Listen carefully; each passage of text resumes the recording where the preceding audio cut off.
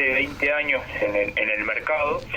Actualmente trabajamos con más de 15 clubes de fútbol en la región, donde podemos trabajar con clubes importantes como Corinthians, Peñarol, Boca Juniors, Cerro Porteño, Racing o Millonarios de Colombia, o clubes más pequeños como Banfield, Defensa y Justicia, Destroyers, ¿sí? Tenemos como esa facilidad de poder adaptarnos al tamaño del cliente, y ahí tenemos varios productos que se van acomodando a las diferentes plataformas de los clubes.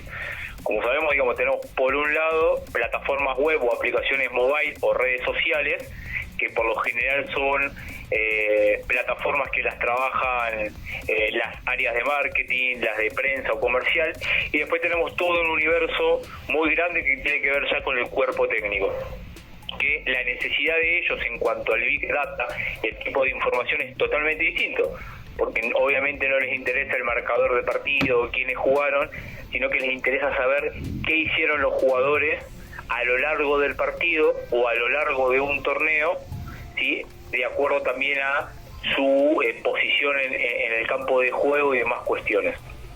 Ahí tenemos como varias experiencias que hemos tenido a lo largo de esos años, donde cuando nos sentamos con un director técnico, lo que nos plantean son cuestiones más relacionadas a por qué un jugador, ¿sí?, no mantuvo su performance a lo largo del partido, pero a través de la data.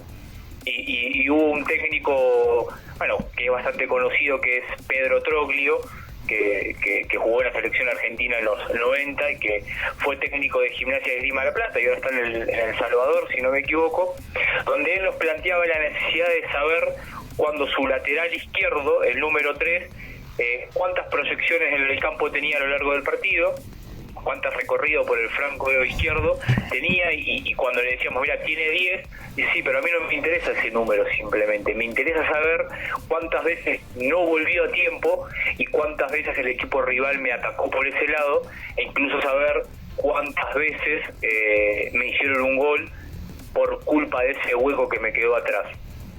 Y después uno puede analizar también el uso del Big Data para partidos que no se han jugado. Ahí tenemos otra experiencia del cuerpo técnico de Boca Juniors, que cuando pierde Boca aquella semifinal con River Plate por Copa Sudamericana, acá hay un dato muy importante de el penal que Manuel Gigliotti, que ahora está en México, erra en ese partido. Es como el desencadenante de las grandes victorias que ha tenido River post 2014. Y básicamente porque el partido de ida en la Bombonera había terminado 0-0. Si Boca hacía ese penal a través de Gigliotti, era muy difícil que ya River convierta 2 goles para dar vuelta a la historia. Pero hay un dato atrás en el Big Data. El cuerpo técnico de Arrobarrena en ese momento había detectado, ¿sí?, y lo habían hablado en la semana previa, de que Barovero, ¿sí?, el arquero de River en ese momento, que también está en México, era un arquero que de los 46 penales que le habían pateado en toda su carrera, se había tirado a la izquierda o a la derecha en 44. Solamente 2 veces se había quedado parado en la mitad del arco. Entonces la orden para Gigliotti, o para el delantero que estuviese en ese momento, si no fuese Gigliotti, era clara: patear fuerte al medio arriba. ¿Por qué? Porque era muy probable que el arquero se tirara. Ok, qué interesante. Sí, Gigliotti, obviamente, jugando de visitante, a los 3 minutos del primer tiempo del comenzado del partido, hay una cuestión emocional, psicológica, ¿sí?, que también implica al jugador. El jugador no es una máquina a la cual vos le decís, hace esto y lo tiene que hacer simplemente. Yo me acuerdo de haber estado aquella noche y la presión era 60.000 personas chiflándolo, insultándolo, y Gigliotti incluso con un láser le apuntaban en la cara y él como que se tapaba. Entonces estaba muy incómodo en ese momento. Y ahí es donde empieza a jugar solamente también el factor psicológico y no solamente el dato duro, ¿no?, de patear fuerte al medio. Bueno, termina pateando a la izquierda de Barovero. Barovero ataja esa pelota y a los 10 minutos viene el gol de River. Ese partido termina 1-0 y de ahí en más la era Gallardo, ya los títulos y demás ya lo conocemos, ¿no?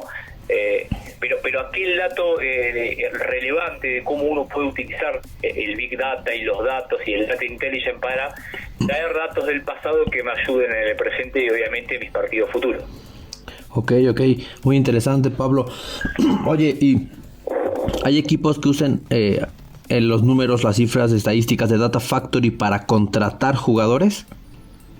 Que se acerquen a ustedes y, porque no sé, quiero un jugador con tales cualidades. No sé si ustedes en sus estadísticas tengan algo que me puedan enseñar, mostrar. ¿Cómo, si sirve así también ustedes? Sí, nosotros tenemos plataformas que los clubes podrían adquirir para ese tipo de plataforma, para ese tipo de contenidos, pero un dato curioso es que son los representantes o las agencias que representan a los jugadores los que contratan ese tipo de contenidos estadísticos. A ver, después yo te voy a compartir un par de ejemplos de las ligas de México, de Inglaterra, de lo que sea, pero estas agencias lo que están haciendo todo el tiempo es buscando aquel jugador destacado. No sé si tenés presente la película Moneyball de béisbol, sí.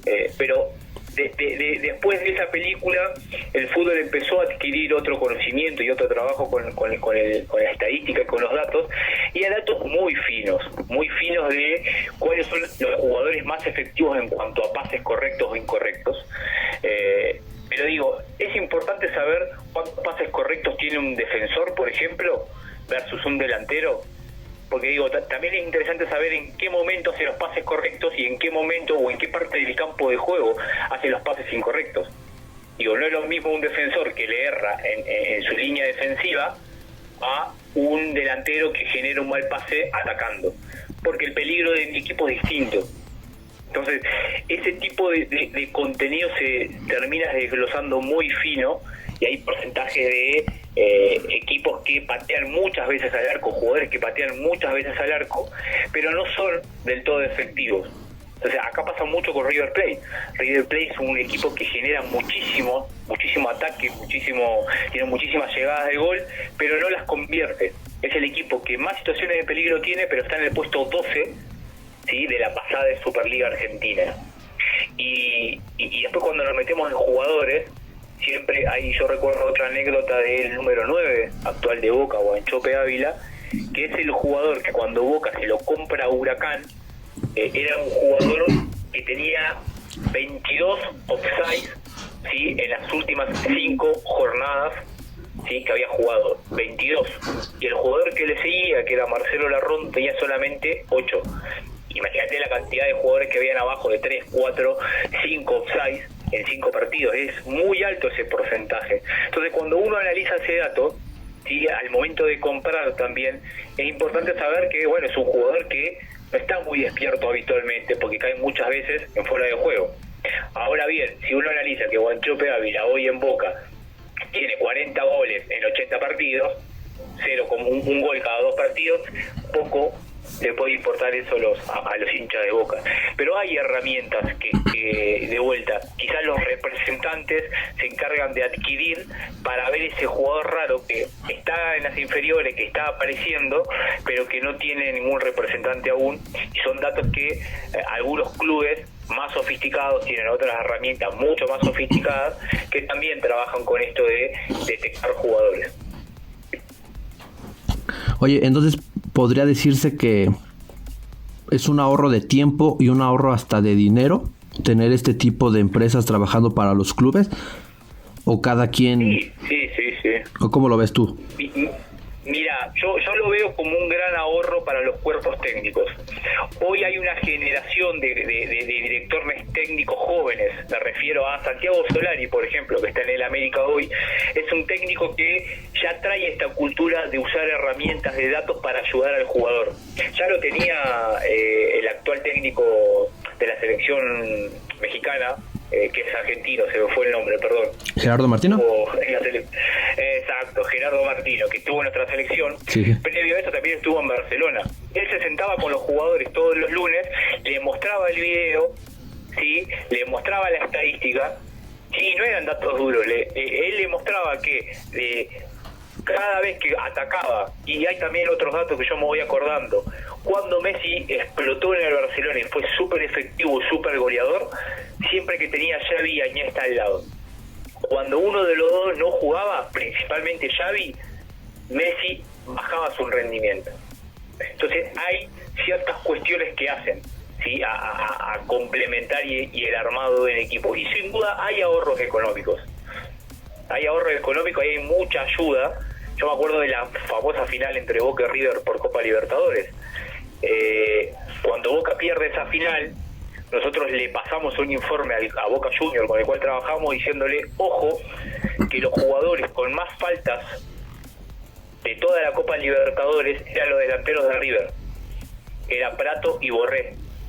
¿Por qué? Porque era claro la táctica o la estrategia del cuerpo técnico de Marcelo Gallardo. Era cortar el juego en el equipo, en el área rival, porque a un delantero es muy poco frecuente que lo amonesten.